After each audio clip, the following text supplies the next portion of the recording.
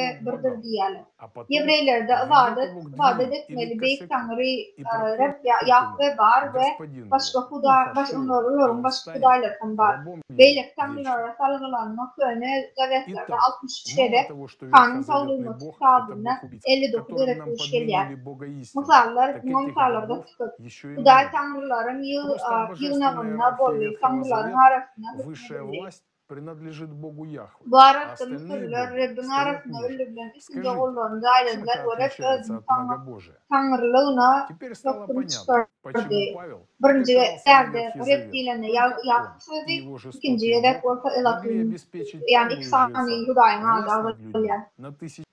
Adamlar yeryüzüne köpürüp başlarına ve gıybları Gıydlar dünya yine son Hudayın oğulları adamların gıydlarını bu görünüklerini görüp onları ayal edip alırlar. Şol yolda yeryüzünde erikler vardı. Hudayın oğulları insan gıydlarına girip başladılar. Hudayın oğulları kıtmanıyla birinciden Hudayı kıt sonra Hudayın oğulları var. Emma hizmetkar men hojoyun ayal ya da çağlan boğur yani. Her kimlerin hojoyun onu Hudaylara etkilen ya da cambadan getirsin. Hudayın bulağına şart bilen deşer ve olbağ bulvalar. Şeylelik bilen dine köne zaversin Hudayı hakik Hudayı çalışan gankor Hudayı bolmak bilen çakyan ben Hudaylara Dine var Huday taşılma, etem Huday kıp Huday, bir Huday değil, kıp Huday. Dine köne zaviyetin Allah'ı hiyerarşisinde in yakır güç rep Hudayna, yani Yahve Hudayna değiştindir. Dağlan tanrılar hasbesi.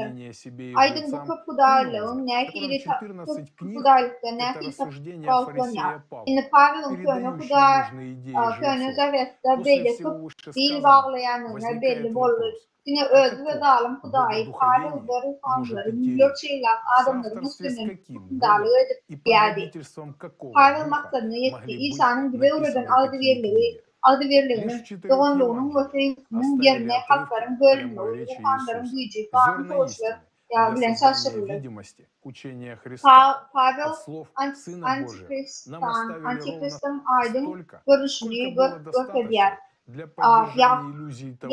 Yakyanın, yani John'un hoşgörünü şöyle dinliyor. Hudayın ruhunu ve yanlışlık ruhunu şuvarmıştır bilen.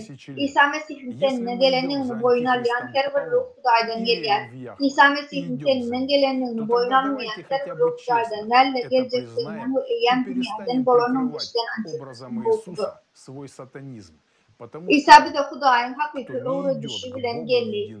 İsa bir de Hudayın hakiki öğretişi bilen geliyor. Yani antikrist Pavel'ın götürmesi bilen iyiydin alınıyor. Neticede Pavel'ın dogmaları ve zaviyetin 70% Galan 20% vakit kapırın. Ahli yığınmasınay İsa'nın talimat hükmüne hüdürlünyen bir kapak dörülger. Nem bilen bu sorulmalı. Nem bilen cemlak bilir. Kıp tanrıların dargılarını ve özlerine ve ruhanlara bağını kurbanlıkları ve koşulları vaat etmekten talep eden köne zaviyetin ve ruhanların deruri ceyalarını beyan eden 14 kitap Parisey Pavel'ın delilleri bolon yukarıdakilerin hemmetinden sonra video çıkıyor. Haykal kan hakkında birleşikler, haykal dairelerin birleşikleri, haykal kitapçılar geleceklerini var adı birleşikler. Большая честь представить вам доктора философских наук, профессора Игоря Ивановича Евлампиева, человека, который посвятил многие годы исследовательской работы изучению искажений и подмен учений Иисуса. In varsa häder bestede en mycket manlig çağrılar och Bibeln İtbödlerin tarih vardı. Isligim boyunca men Rus filosofiyasi tarixchisiman. İnsaniyet başından geçirayatan inqiroz ko'p jihatdan Yevropa madaniyatining eng muhim dunyoqarashi asosi Nasroniyning buzulanligidan kelib chiqadi va bu butun Yevropa sivilizatsiyasi uchun salbiy oqibatlari olib keladi. Bu oxir oqibat bizning bu haqda biz ba'zan boshlanayotgan deb aytayotganimiz qiyomata olib keladi va shunda haqiqatdan ham savol tug'iladi. Bo'lmasa farq nimada? Bu yerda asosiy narsa nima? Zero Iso ta'limoti insonning mutlaq erkinligi, insonning mutlaqligi inson shaxsi haqidagi ta'limot sifatida vücuda keladi va u go'yoki insonning qullig'i, insonni jilovlash haqidagi ta'limotga aylantiriladi. Bu juda aforistik tarzda aytilan. Agar insonning ta'limoti insonning ilohiy mavjudot ekanligi haqidagi ta'limot bo'lsa, demak Xudo bu shaxs. Agar aytsaki Xudo insonning ichki mohiyatining metaforasidir. Bizning vazifamiz Xudoni o'zimiz orqali ochib berishdir. Mana Iso ta'limotining paradoks va buyukligi, cherkov an'anasin esa uni ko'proq an'anaviy dinga aylantirib, inson mutlaqo itoatkor bo'lishi kerak bo'lan qudratli Xudo haqidagi yahudiylik modelini qaytarildi. Haqiqiy nasroniylik cherkov gnostik bid'at deb atan Iso Masihning nasroniylik ta'limotidir. Cherkovning o'zi esa o'zina qarshi chiqqan raqiblari bilan kurash olib bordi va cherkov an'analarına ko'ra bu cherkov bid'ati go'yo 4-asrda yo'q edildi. Haqiqatdan ham aftundan nasroniylik ushbu modeli amal edilan cherkov jamoalari 4-asrga kelib yo'q bo'lib ketdi. Bu parchalanib borayotgan jamiyatni saqlab qolish uchun cherkov odamlar ustidan hukmronlik edish kerak edi. Shuning uchun u aqliy jihatdan murakkab, hatto biroz sirli, tushunarsiz bo'lgan Isoning ta'limotini maksimal darajada soddalashtirishi kerak edi. U ta'limoti oddiy shaklda turdi va uni hukmronlik uchun eng mos keladigan shaklga keltirdi. Bu yahudiylik, zero yahudiy dini asrlar davomida shaklanan dindir. Cherkov va davlat birlashib haqiqatdan bir-birini qo'llab-quvvatlaydigan dinni hukmronlik harakatini oldi. Bu go'yo odamlar ustidan ham moddiy ham ma'naviy hukmronlik edishing ideal mexanizmi bo'ldi. Paradoksal nasroniylikda juda muhim tamoyil eski ahd, ya'ni yahudiyliging muqaddas kitobi nasroniylarning asosiy ekanligi. Mana bu cherkov gnostik bid'at deb atan. Haqiqiy nasroniylikda aslida juda keskin qarama-qarshilik bor. Nasroniylik iudaizmi pastki yovuz xudoning dini sifatida keskin rad etadi. Ya'ni iudaizm tubdan rad etadi. Ortodoksal versiyasida teskari sintez, hatto yahudiylik modelini qaytish ham amalga oshirildi. Shunday edib, nasroniylik haqiqatdan ham xuddi iudaizm o'xshash hukmron dinga aylandi va shuning uchun katoliklik aslida bu kuch dinning shakli izmi juda ideal tarzda qabul etdi. Vizantiyada ham bizlar bilganimizdek bu sodir bo'ldi. Cherkov ham, pravoslav ham katolik natijada ma'naviy va moddiy kuchning sintezini o'z oldina maqsad edib qo'ydi va buning uchun ta'limotni o'zgartirish kerak edi va o'zgartirildi. Ya'ni Xudo inson ochib berishi kerak bo'lgan inson ichindagi sirli mavjudot emas, balki osmondagi imperator, podshoh, hukmronning o'xshashi sifatida taqdim edilan va bu yering hukmron juda o'xshaydi. Mana bu o'xshatish bu yerda ortodoksal cherkovunda amalga oshirilan buzilishing mohiyati nima ekanligini juda yaxshi ko'rsatadi. Ortodoksal nasroniylik bu gnostik yoki haqiqiy o'rtasidagi eng asosiy farq, ya'ni dogmatik farq, gunohkor bo'lish g'oyasining yo'qligidir. Oxir yahudiylik eng muhim, o'shtirnoq ichida eng muhim g'oya bu gunohkor bo'lish g'oyasi. Inson zaif va go'yo Xudoga to'liq bo'ysunishi kerak, chunki u ilohiy mavjudot tomonidan yaratilgan. Bu ortodoksal nasroniylikda ham e'tirof edilan, lekin gunoh tufayli u zaif va hammasi olib tashlanmas gunohkor bo'lish bo'lib qoldi. Insonning asl haqiqiy ta'limoti hech qanday gunohkor bo'lish yo'q. Biz hammamiz potensial ilohiy mavjudotlarmiz va buni to'g'ridan to'g'ri yerdagi hayotda ochib berishimiz kerak. Bu Yuhanna xushxabarinda bor. Ya'ni go'yo aslida Xudoning biz orqali namoyon bo'lishi, bu ijod, bu yaratish, ya'ni bizning erkinligimiz. Bizda qanchalik rasmiy cheklovlar bo'lmasin, bu aslida erkinlik haqidagi liberal tushunchasidir. Hech kim meni tashqi tomondan cheklamasa, men erkinman. Lekin insonning ichki bo'sh bo'lsa, erkinlikdan nima foyda? Bu insonni hayvon bilan tenglashtiradigan erkinlikdir. Shuningdek, butun jahon dinlarining barcha buyuk dinlaring, ularning barchasida ortodoksal go'yo davlat dinining davlat shakli va insonning ilohiy tabiatining dini o'rtasidagi farqi qo'shishimiz mumkin. U ham mavjud. Agar inson bu ilohiy ijodkorlik tabiatini chinakam teran anglamasa, u dunyoda sodir bo'ladigan hamma narsa uchun chinakam ijod va haqiqiy mas'uliyat zarurligini anglamaydi. Ammo mana shunga sivilizatsiya uchun juda achinarli oqibatlari bo'ladi. Va mana aftindan Yevropa sivilizatsiyasining inson qullig'ining ushbu modelida voz kechishi qodir emasligi, insonning davlatdan transcendent Xudoga bo'lgan ba'zi tuzilmalarına bo'ysunishi shunday emasmi? Tarixda biz boshdan kechiradigan inqirozda shunday aks edan bo'lardi.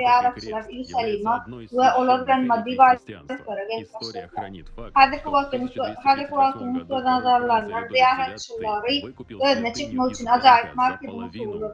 Galiba da ziyaretçiler ne çıkıp korkak adetana gafbaşlara o yadigarlıkları şançıda kuplar ve şanın için adetana gezecekti kuplar.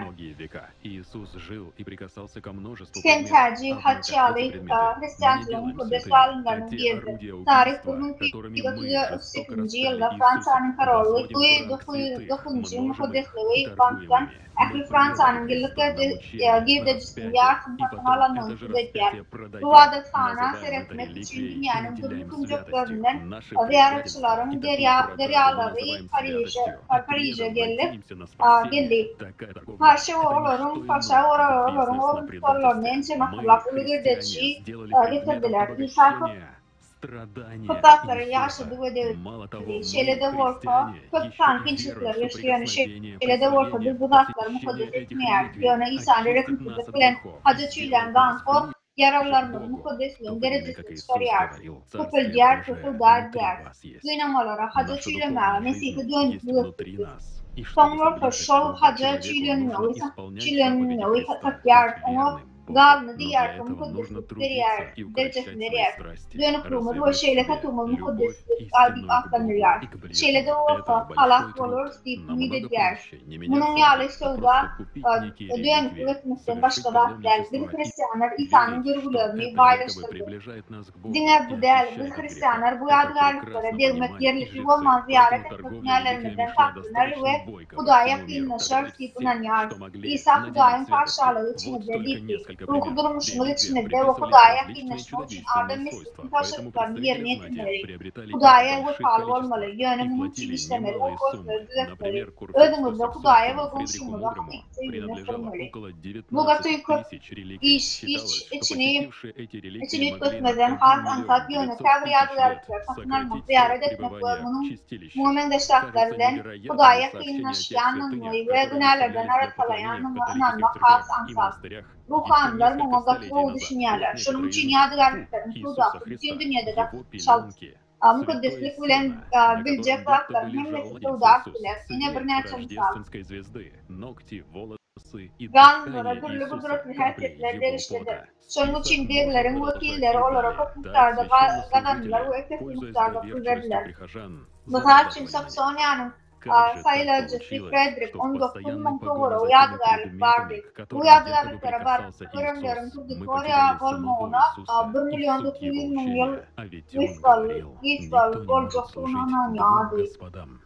Bir neçe asırından odal Katolik kutsanlarına ve manasına vadı için sergilenen mukaddes yerler hakkı acayip havarlar görünüyor. Yine onların keviri. İsa Mesih'in göbekleri, geyen eşikleri, değerli İsa'nın yatan mukaddes yeri. Terbiye yıldızdan ışığı İsa'nın tırnakları, kaşları ve demi, derinin mutluları İsa'na devam ediyor. Şereflen ruhanlar, dinarları, inançlıları, kedarlarına tuğadanyalar. İsa'nın degendatlarını idarlamak bilen İsa'nın gözünü ve taklimatlarını madetini getirenler. Ama o hiç kimi ikusa hizmet edip bilmek, sever birini öğrenir, beyleksin diyor, ya da yerine pratikte beylekler içiyor. Hudaya ve mamana hizmet edildi. Kanunlara hormatlarına. Keramatlı, ilginç ışığa, değişik yadigarlıkların ahli bölükleri bir yere cemlesem 3 tor, 6 kelle 7 gol ve 7 ayaklı canlı aralarsınız. 19. asırda Avrupa'da Durlu adetxanaların ve monastırların mukaddes yadigarlıkların toplumuna tutanyan hasiyar. Birinci çağrılan keramatlı Andrew 6 kelle 17 gol ve 5 tor. John Chrysostom 5 ili 4 kelle 2 kelle ve keramatlı Jerom'un 63 parmağı. Ритуалы поклонения мощам. Bu yanlışlık yada değişme. Orta asır ruhanları bunu daim kudretli aslanladılar. Moğol medden adol tülen kurgarım olur samskip aslanlanan olur samskipler ahırsanın için asırlar boyu kulgadan geliyorlar. Biz samskipler sever nem çünkü tüledik ve telemiyonlu yolları devam ediyor. Bu hakikatlerin Kuday'ın kudreti, ne yetece soru var. Bu hadisanın Kuday'ı kim? Ölülür bilen sövdədir. Kime hırmat ediyorlar? Körüm hakik Kuday'ı kim? Elbette İsa Mesih'te, İsa Mesih'in öğrettiği ve bu hakta burada öğretmedi bu böyle atlar. İsa Mesih, insan kanunlarına Allah'ı bu kudretle ya da ayrıktığın beceriş, bereket, gücü vermeye çağırmadı. İsa ölüleri korumutlamı, ya da yargıları ifade etmem, derste sularını bir cayetmen derulluğunu hatta İsa'da etmedi. İsa'nın erim değil sebebi dine şol yıl bilen Kuday'da mukaddeslikle ebedi yaşayış takıp oluyor. Şunun için ilki Hristiyançılıkta ya da yargıları korumak koymak koyduğunu tapmarsınız. Muavrimçılık dinine sağlamak dine uğurluk muhtarar dertler boşlanma İsa'nın gideninden has bir çiğde çıktı. Bu ne ekil bolup geçti. 269. yıllar Rim'in Yuhar Eukariyot bayramının Mukaddes bayramını belirleyen esas Hristiyan tutmak olan Allah'ı ve Türkiye'nin dünya yadigarlıklarını belirleyen Üçüncü yılla 2002 genişte vadet tanrılar kurulunda Kevin Mukaddeslerin yadigarlıkların ardından bir böyle olup halkın önüne koymalı bu arada düzgünlerildi. Ahırında Mukaddeslerin yadigarlıklarına korumak koymak oğulları vadet tanrıların kurbanı sıfatlarına aşağına koymak borcu da 1708. yılla 2007. genişinde takiplandığı ve henüz hareket ediyor. Ududuğuna boyun eğmedikler için şefliklerin mukaddes kanunları, yadigarlıkları, reddeden İslamlar ve ruhbanları işten çıkarılır. Dinlerle Roman ahlakı yönetten çıkarılır. Tehrivadı kananın öz mukaddes yadigarlığı olmalı, yadigarlıkları volojiste bir neçesi arttı. Orta kırlarda yadigarlık soldası hekmiyede iyi olur. Vadet kanan hazinesine çınaka girdeci yapıldı. Herkim dinleyin hormatlanan mukaddeslerin yadigarlıklarını hormatlamak istedi. Şunun için adamlar bu yadigarlıklara verilişen vadet kanunlarına kutsuklayan bittiler. Hakiki yadigarlıkları yeterlik değerli. Şunun için bu iş yasama hakları işlemi başladı. Kanunlar bölünüp taşarlık açıdan takıldı. Bunların mukaddes şehidiyada yönük adamın kanunlarını hiç kim düşünmedi. Gaz yadigarlıkları doğru dırımlığının doğum sağlayıp önüne. 12. asırdan vermiş Kurtol Saboru, üç padişahın ya da Beytullah yıllıkının yavaşlığına halaklara kuvvet yitiren üç tane günü orcağı oyunun kellesini taklayalar. Bu yadigarlıklar 40 asır beri katedral çınılması bir derecesini getiriyor. Bu şehrin beyleki din durmaları, takvalığı, tevakkülü görüntüler. Katedralda uzak olmadık yerde Girion vadethanasına kiramaklı Girion'un ve onun elimleşlerinin, kutlarının kapılarının anımçılığı adılıyor. Kolayda yerleşen kiramaklı vadethana bir neme var geçeninde Mursulardan vadethananın içki divarları kurulan başka bir anımçılığı tapıyor ve bu anımçılıkta kiramaklı kültür tapıyor. Ursula ve onun 20 şehitleri anatomik göden geçirilen bu korkuların erkek olup çıkanına onların hakiki zılına ve beceriş gücüne bolan onun teferruatçılığıdır. Şifa yadigarlıkların söylemi o iki içkili yanlışlık ve faalları büyük etmedi. Meşhur astrolog ve biyolog Profesör Bertrand Keramak yadigarlıkların hakkında profesörlerin doğamına keteller becerip epidemiyaların umunalıyan geçinin kutlarını uğrayan özelliği. Bu hakikat imanların arasında kutlarını üretmişti. Bolanın namına veterinarına bakçadılar. Есть такие слова. Затем началась проповедь об индульгенции, в которой говорилось, что папа имеет абсолютное право прощать грехи Sonra Papa'nın живых и birlerin ve мертвых. ölülerin günahlarına başlamağa doğrultuğu var diyen baba başlanır. Rim Papa'sının indulgensiyası Mesih'in hacı bilenden gücü eğedir. Sonra Papa'nın indulgensiyası söylenen kul için hatta günahları bağışlar diyen harçlışı edildi. Bu da Папа Римский принимал решение, кто достоин рая, а кто нет.